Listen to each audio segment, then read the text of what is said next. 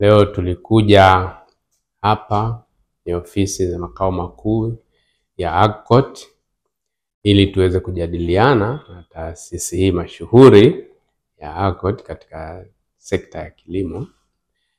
Tuweze kujadiliana namna ya kuweza kuendeleza malengo ya CROSAT pamoja na malengo ya endelezaji wa tasnia na sekta ya kilimo kwa ujumla.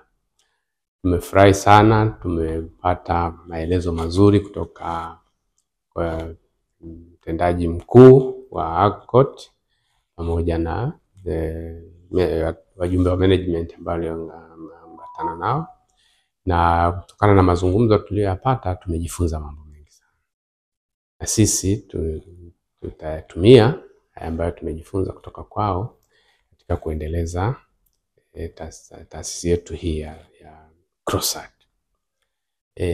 Moja ya mambo ambayo tumekubaliana ni kuimarisha ushirikiano katika matumizi ya sayansi kwa faida ya maendeleo ya tasnia na sekta ya kilimo kwa ujumla na uchumi wa nchi yetu. Tumepata taarifa mambo ambayo AGCOT imefanya na mahali ambapo na sisi kama CROSAT tunaweza tukaendeleza.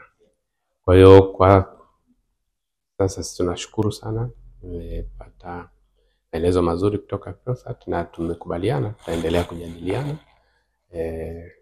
bila kikomo ili tuweze kufanikisha malengo ambayo yalituleta.